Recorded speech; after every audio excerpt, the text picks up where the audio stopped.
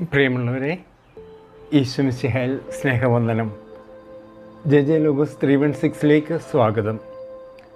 This is Joseph. Logos Bible ക്വിസിൻ്റെ ഭാഗമായി പ്രഭാഷകൻ 39-ാം അധ്യായത്തിലേക്കുള്ള യാത്ര ആരംഭിക്കുമ്പോൾ നമ്മുടെ പരിശ്രമങ്ങൾ നമുക്ക് കർത്താവിൽ സമർപ്പിക്കാം. ദൈവവചനം പഠിക്കുവാനുള്ള നമ്മുടെ പരിശ്രമങ്ങൾ അനുഗ്രഹിക്കപ്പെടട്ടെ. എല്ലാ നന്മകളും ആശംസിക്കുന്നു. സ്നേഹപൂർവ്വം, ജോസഫ്. പ്രഭാഷകൻ 39 ഒരു ആമുഖം. പ്രഭാഷകൻ 39 മനുഷ്യൻ്റെ അസ്തിത്വത്തിൻ്റെ വിവിധ വശങ്ങളിലേക്ക് ആഴ്ന്നിറങ്ങുന്നു. സൃഷ്ടിയുടെ അത്ഭുതങ്ങൾ, ജ്ഞാനത്തിൻ്റെ സൗന്ദര്യം, ദൈവിക തത്വങ്ങൾക്കനുസൃതമായി ജീവിക്കുന്നതിൻ്റെ പ്രതിഫലം എന്നിവ ഇത് ആഘോഷിക്കുന്നു. സമ്പന്നമായ ഭാവനയിലൂടെയും കാവ്യാത്മകമായ ഭാഷയിലൂടെയും പ്രഭാഷകൻ 39 മനുഷ്യാനുഭവങ്ങളുടെ സങ്കീർണതകളെക്കുറിച്ചും ആത്മീയ പൂർത്തീകരണം തേടേണ്ടതിൻ്റെ പ്രാധാന്യത്തെക്കുറിച്ചും ചിന്തിക്കാൻ വായനക്കാരെ ക്ഷണിക്കുന്നു.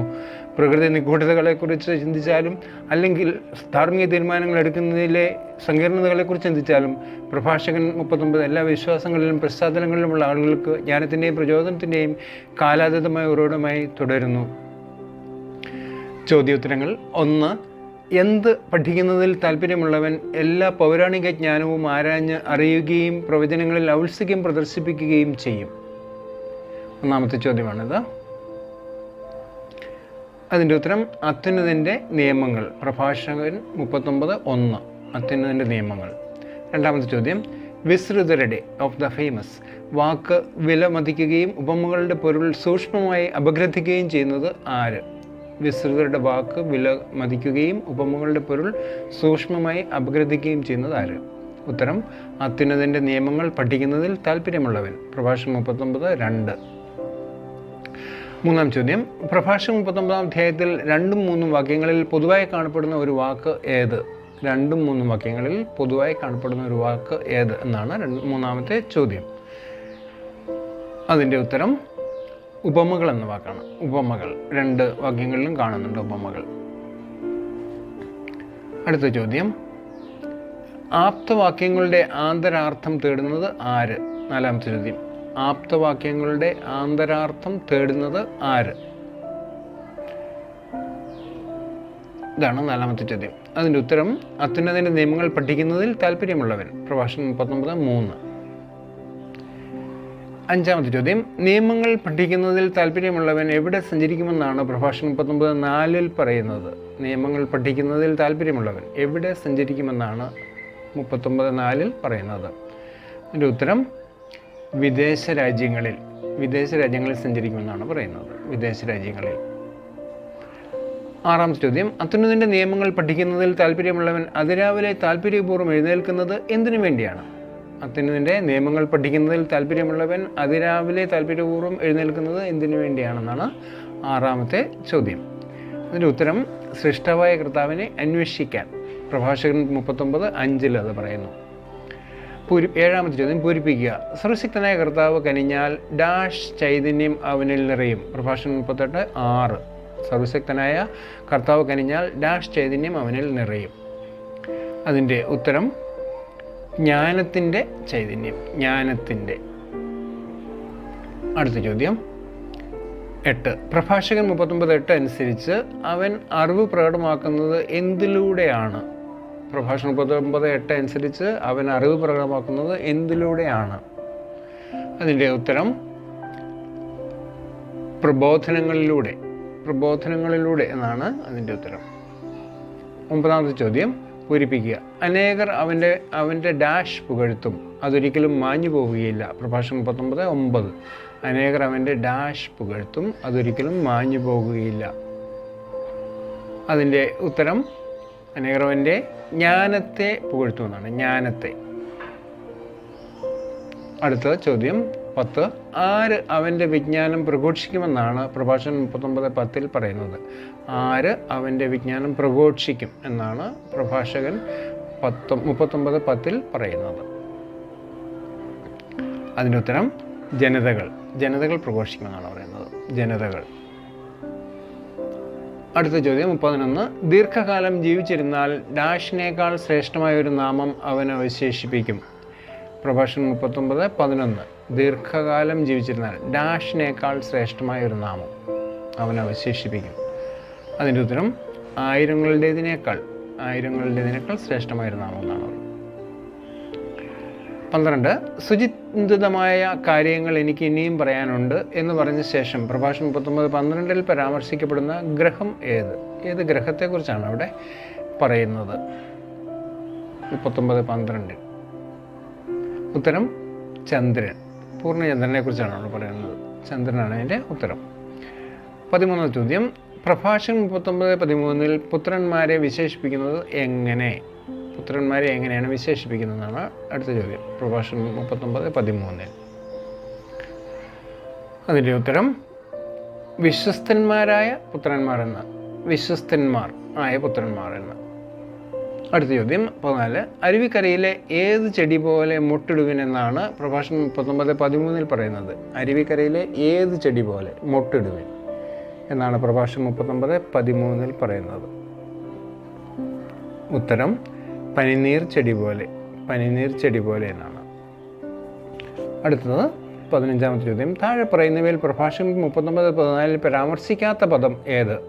കുന്തിരിക്കം, ലില്ലി, പൂർണ്ണചന്ദ്രൻ, സ്തുതിഗീതം. ഈ 4 ഏത് വാക്കാണ് ഈ 39:14 പരാമർശിക്കാത്തത്? ഉത്തരം പൂർണ്ണചന്ദ്രൻ അവിടെ വരുന്നില്ല. പൂർണ്ണചന്ദ്രനാണ് ഈ വാക്യത്തിൽ പരാമർശിക്കാത്തത്. 16 പൂരിപ്പിക്കുക. സ്തുതികളോടും ഗാനാലാപത്തോടും ഡാഷോടും കൂടെ അവിടുത്തെ നാമത്തെ മഹത്വപ്പെടുത്തുകയും അവിടുത്തോട് നന്ദി പറയുകയും ചെയ്യും. പ്രഭാഷണം 39:15 സ്തുതികളോടും ഗാനാലാപത്തോടും പിന്നെ 3 എന്തിനോടും കൂടെ? ഉത്തരം വീണാനാദത്തോടും കൂടെ. 17 ചോദ്യം, അവയെല്ലാം അത്യുത്തമമാണെന്ന് പ്രഭാഷണം 39:16 പറയുന്നത് എന്തിനെക്കുറിച്ചാണ്? അവയെല്ലാം അത്യുത്തമമാണ് എന്ന് പ്രഭാഷണം 39:16 പറയുന്നത് എന്തിനെക്കുറിച്ചാണ്? അതിൻ്റെ ഉത്തരം കർത്താവിൻ്റെ പ്രവർത്തനങ്ങളെക്കുറിച്ച്. 18 ചോദ്യം, പ്രഭാഷകൻ 39:17 ആർക്കും ചോദിക്കാൻ സാധിക്കുകയില്ല എന്ന് പറയുന്ന 2 ചോദ്യങ്ങൾ ഏതൊക്കെയാണ്? പ്രഭാഷകൻ 39:17 ആർക്കും ചോദിക്കാൻ സാധിക്കില്ല എന്ന് പറയുന്ന 2 ചോദ്യങ്ങൾ ഏതൊക്കെയാണ്? ഉത്തരം ഇതെന്ത്, എന്തുകൊണ്ട്. ഈ 2 ചോദ്യങ്ങൾ ഇതെന്ത്, എന്തുകൊണ്ട്. 19 ചോദ്യം, അവിടുന്ന് അരുളി ചെയ്തപ്പോൾ കുന്നുകൂടിയത് എന്ത്? അവിടുന്ന് അരുളി ചെയ്തപ്പോൾ കുന്നുകൂടിയത് എന്ത് എന്നാണ് അടുത്ത ചോദ്യം. 19 ചോദ്യം. അതിൻ്റെ ഉത്തരം ജലം. പ്രഭാഷകൻ 39:17 പറയുന്നു ജലമാണ് അങ്ങനെ കുന്നുകൂടിയത്. 20 ചോദ്യം, അവിടുന്ന് കൽപ്പിച്ചപ്പോൾ എന്തുണ്ടായി? എന്നാണ് അടുത്ത ചോദ്യം. 20 ചോദ്യം, അവിടുന്ന് കൽപ്പിച്ചപ്പോൾ എന്തുണ്ടായി? അതിൻ്റെ ഉത്തരം ജലാശയങ്ങളുണ്ടായി. പ്രഭാഷകൻ 39:17. 21 ചോദ്യം, എന്തിനെ പരിമിതമാക്കുക ആർക്കും സാധ്യമല്ല എന്നാണ് പ്രഭാഷകൻ 39:18 പറയുന്നത്? എന്തിനെ പരിമിതമാക്കുക ആർക്കും സാധ്യമല്ല? ഉത്തരം കർത്താവിൻ്റെ രക്ഷാകര ശക്തിയെ. അടുത്ത ചോദ്യം, അനാദി മുതൽ അനന്തത വരെ കർത്താവ് കണ്ടുകൊണ്ടിരിക്കുന്നത് എന്താണെന്നാണ് പ്രഭാഷണം 39:20 പറയുന്നത്? അനാദി മുതൽ അനന്തത വരെ കർത്താവ് കണ്ടുകൊണ്ടിരിക്കുന്നത് എന്താണെന്നാണ് പ്രഭാഷണം 39:20 പറയുന്നത്? ഉത്തരം മർത്യൻ്റെ പ്രവൃത്തികൾ. അടുത്ത ചോദ്യം 23, പ്രഭാഷകൻ 39:17 21 ആവർത്തിച്ചിരിക്കുന്ന ചോദ്യങ്ങൾ ഏവ? പ്രഭാഷകൻ 39:17 21 ആവർത്തിച്ചിരിക്കുന്ന ചോദ്യങ്ങൾ ഏവ? 2 ചോദ്യങ്ങളാണല്ലോ ഉള്ളത്, അതാണ് ചോദിച്ചത്. ഉത്തരം ഇതെന്ത്, എന്തുകൊണ്ട്. ഇതാണ് ഈ 2 വാക്യത്തിലും പറയുന്നത്. ഇതെന്ത്, എന്തുകൊണ്ട്. 24, ഓരോന്നും സൃഷ്ടിക്കപ്പെട്ടിരിക്കുന്നത് എന്തിനെന്നാണ് പ്രഭാഷകൻ 39:21 പറയുന്നത്? ഓരോന്നും സൃഷ്ടിക്കപ്പെട്ടിരിക്കുന്നത് എന്തിനെന്നാണ് പ്രഭാഷകൻ 39:21 പറയുന്നത്? അതിൻ്റെ ഉത്തരം നിശ്ചിതോപയോഗത്തിനാണ് ഓരോന്നും സൃഷ്ടിക്കപ്പെട്ടിരിക്കുന്നതെന്നാണ് പറയുന്നത്. 25, നദിയെപ്പോലെ വരണ്ട ഭൂമിയെ ആവരണം ചെയ്യുന്നത് എന്ത്? എന്ത് എന്നാണ് 25 ചോദ്യം. വരണ്ട ഭൂമി ആവരണം ചെയ്യുന്നത് എന്താണ്? ഉത്തരം കർത്താവിൻ്റെ അനുഗ്രഹം. കർത്താവിൻ്റെ അനുഗ്രഹം വരണ്ട ഭൂമിയെ അനാവരണം ചെയ്യുന്നു എന്നാണ്. 26 കർത്താവിൻ്റെ അനുഗ്രഹം വെള്ളപ്പൊക്കം പോലെ കുതിർക്കുന്നത് എന്തിനെ? കർത്താവിൻ്റെ അനുഗ്രഹം വെള്ളപ്പൊക്കം പോലെ കുതിർക്കുന്നത് എന്തിനെ? ഉത്തരം വരണ്ട ഭൂമിയെ. പ്രഭാഷണം 39:22 വരണ്ട ഭൂമിയെ. അടുത്ത ചോദ്യം 27 കർത്താവ് ശുദ്ധജലത്തെ ഉപ്പാക്കി മാറ്റുന്നത് പോലെ അവിടുത്തെ കോപത്തിന് ഇരയാവുന്നത് ആര്? കർത്താവ് ശുദ്ധജലത്തെ ഉപ്പാക്കി മാറ്റുന്നത് പോലെ അവിടുത്തെ കോപത്തിന് ഇരയാവുന്നത് ആര്? ഉത്തരം ജനതകൾ. പ്രഭാഷണം 39:23 ജനതകളാണ്. അടുത്ത ചോദ്യം കർത്താവിൻ്റെ മാർഗം രുജുവായത് സ്ട്രെയിറ്റ് ആയ അത് ആർക്ക്? രുജുവായത് ആർക്ക്? കർത്താവിൻ്റെ മാർഗം രുജുവായത് ആർക്ക്? അതിൻ്റെ ഉത്തരം വിശുദ്ധർക്ക്. പ്രഭാഷണം 39:24 വിശുദ്ധർക്കാണ് അത് രുജുവായത്, നേരെയായത്. 29 കർത്താവിൻ്റെ മാർഗം ദുഷ്ടർക്ക് എന്ത് നിറഞ്ഞതാണ്? കർത്താവിൻ്റെ മാർഗം ദുഷ്ടർക്ക് എന്ത് നിറഞ്ഞതാണ് എന്നാണ് ചോദ്യം. 29ാമത്തെ ചോദ്യം. അതിൻ്റെ ഉത്തരം കർത്താവിൻ്റെ മാർഗം ദുഷ്ടർക്ക് പ്രതിബന്ധങ്ങൾ നിറഞ്ഞതാണ്. പ്രതിബന്ധങ്ങൾ ആണ് അതിൻ്റെ ഉത്തരം. അടുത്ത ചോദ്യം 30 പ്രഭാഷണം 39:25 അനുസരിച്ച് ആദ്യം മുതൽ തന്നെ സൃഷ്ടിക്കപ്പെട്ടത് ഏവ? ആദ്യം മുതൽ തന്നെ സൃഷ്ടിക്കപ്പെട്ടത് ഏവ എന്നുള്ളതാണ് 30ാമത്തെ ചോദ്യം. അതിൻ്റെ ഉത്തരം തിന്മയും നന്മയും. ആദ്യം മുതൽ സൃഷ്ടിക്കപ്പെട്ടതാണ് തിന്മയും നന്മയും എന്നുള്ളതാണ് അതിൻ്റെ ഉത്തരം. അടുത്ത ചോദ്യം പ്രഭാഷണം 39:25 അനുസരിച്ച് താഴെ പറയുന്നവയിൽ മനുഷ്യൻ്റെ ജീവിതത്തിലെ പ്രാഥമിക ആവശ്യങ്ങളിൽ പെടാത്തത് ഏവ അല്ലെങ്കിൽ ഏത്? അരി, ഉപ്പ്, ഗോതമ്പ്, എണ്ണ. ഇതിൽ പ്രാഥമിക ആവശ്യങ്ങളിൽ 30:25 പറയുന്നതനുസരിച്ച് ഏതാണ് പെടാത്തത്? അതിനുത്തരം അരി. അരി അതിനകത്ത് ഉൾപ്പെടുത്തിയിട്ടില്ല, അതിൽ ഗോതമ്പുണ്ട്. 32ാമത്തെ ചോദ്യം പ്രഭാഷണം 39:26 അനുസരിച്ച് മനുഷ്യൻ്റെ ജീവിതത്തിലെ പ്രാഥമിക ആവശ്യങ്ങൾ എത്ര എണ്ണമാണ്? എത്രയുണ്ട്? മനുഷ്യൻ്റെ ജീവിതത്തിലെ പ്രാഥമിക ആവശ്യങ്ങൾ എത്രയെന്നാണ് 29:26 പറയുന്നത്. അവിടെ കാണുന്നത് 9 എണ്ണമാണ്. ജലം, അഗ്നി, ഇരുമ്പ്, ഉപ്പ്, ഗോതമ്പ്, പാൽ, മേൻവീഞ്ഞ്, എണ്ണ, വസ്ത്രം. തേൻവീഞ്ഞ് എണ്ണ, വസ്ത്രം. 33ാമത്തെ ചോദ്യം ദൈവഭക്തർക്ക് നന്മയായും ദുഷ്ടർക്ക് തിന്മയായും പരിണമിക്കുന്നത് എന്ത്? ദൈവഭക്തർക്ക് നന്മയായും ദുഷ്ടർക്ക് തിന്മയായും പരിണമിക്കുന്നത് എന്ത് എന്നതാണ് അടുത്ത ചോദ്യം. അതിൻ്റെ ഉത്തരം മനുഷ്യൻ്റെ ജീവിതത്തിലെ പ്രാഥമിക ആവശ്യങ്ങൾ. നന്മയായും തിന്മയായും ഭവിക്കാമെന്നുള്ളതാണ് മനുഷ്യൻ്റെ ജീവിതത്തിലെ പ്രാഥമിക ആവശ്യങ്ങൾ. 34 എന്തിനായി സൃഷ്ടിക്കപ്പെട്ട കാറ്റുകളുണ്ട് എന്നാണ് പ്രഭാഷണം 39:28 പറയുന്നത്? എന്തിനായി സൃഷ്ടിക്കപ്പെട്ട കാറ്റുകളുണ്ട് എന്നാണ് പ്രഭാഷണം 39:28 പറയുന്നത്. അതിൻ്റെ ഉത്തരം പ്രതികാരത്തിനായി സൃഷ്ടിക്കപ്പെട്ട കാറ്റുകളുണ്ടെന്നാണ്. അടുത്തത് 35 പ്രഭാഷണം 39:29 അനുസരിച്ച് പ്രതികാരത്തിന് വേണ്ടി സൃഷ്ടിക്കപ്പെട്ടവയിൽ പരാമർശിക്കപ്പെടാത്തത് ഏത്? കന്മഴ, മഹാമാരി, ഭൂകമ്പം, ക്ഷാമം. ഈ 4 ഏതാണ് പ്രതികാരത്തിന് വേണ്ടി സൃഷ്ടിക്കപ്പെട്ടവയിൽ പെടാത്തത്? ഭൂകമ്പമാണ് അതിൽ പെടാത്തത്. 36 തേളുകളെ കൂടാതെ പ്രഭാഷണം 39:30 പരാമർശിക്കപ്പെടുന്ന ജീവികൾ ഏവ?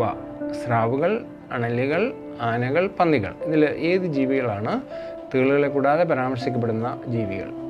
പ്രഭാഷണം 39:30 ഉത്തരം അണലികളാണ് അതിനകത്ത് പരാമർശിക്കപ്പെടുന്നത്. അടുത്ത ചോദ്യം 37 അധ്യായവും വാക്യവും സൂചിപ്പിക്കുക. കർത്താവിൻ്റെ പ്രവൃത്തികൾ ഉത്തമമാണ്, യഥാസമയം അവിടുന്ന് ആവശ്യങ്ങൾ നിറവേറ്റുന്നു.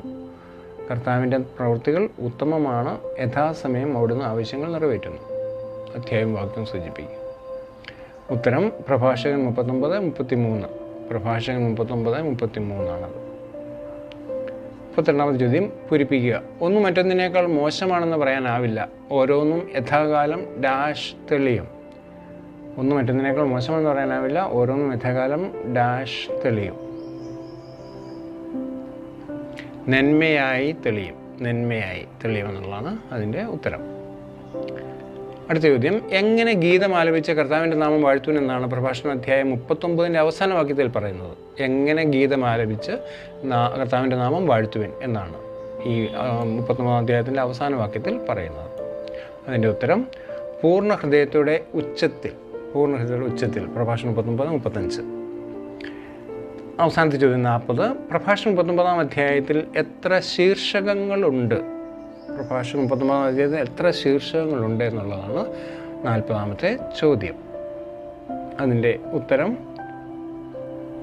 1. നിയമപണ്ഡിതൻ എന്നുള്ള ആ ഒരു ശീർഷകം മാത്രമാണുള്ളത്. 1 ഒരെണ്ണമേ ഉള്ളൂ. മനുഷ്യൻ്റെ ജീവിതത്തിലെ പ്രാഥമിക ആവശ്യങ്ങൾ ജലം, അഗ്നി, ഇരുമ്പ്, ഉപ്പ്, ഗോതമ്പ്, പാൽ, തേൻ, വീഞ്ഞ്, എണ്ണ, വസ്ത്രം എന്നിവയാണ്. പ്രഭാഷണം 39:26. Hope you have enjoyed this quiz. പ്രഭാഷകൻ 39 ഉൾക്കാഴ്ചകൾ. പ്രഭാഷകൻ 39 മനുഷ്യാവസ്ഥയെക്കുറിച്ചും ജ്ഞാനത്തിൻ്റെ അന്വേഷണത്തെക്കുറിച്ചും ആഴത്തിലുള്ള ഉൾക്കാഴ്ചകൾ നൽകുന്നു. വിനയം സ്വീകരിക്കാനും മനസ്സിലാക്കാൻ ശ്രമിക്കാനും സ്വാഭാവിക ക്രമത്തിന് അനുസൃതമായി ജീവിക്കാനും അത് വായനക്കാരെ പ്രോത്സാഹിപ്പിക്കുന്നു. കാലാതീതമായ ജ്ഞാനവും പ്രായോഗിക മാർഗനിർദ്ദേശവും കൊണ്ട് പ്രഭാഷണം 39 സത്യത്തിൻ്റെയും ആത്മീയ പൂർത്തീകരണത്തിൻ്റെയും അന്വേഷകരുമായി പ്രതിധ്വനിക്കുന്നത് തുടരുന്നു. ജീവിതത്തിൻ്റെ ലക്ഷ്യത്തെക്കുറിച്ചും ആന്തരിക സമാധാനത്തിലേക്കുള്ള പാതയെക്കുറിച്ചും പഠിപ്പിക്കുന്നു. അതൊക്കെയാണ് നമുക്ക് 39 ഉൾക്കാഴ്ചകളായിട്ട് കാണാൻ സാധിക്കുന്നത്.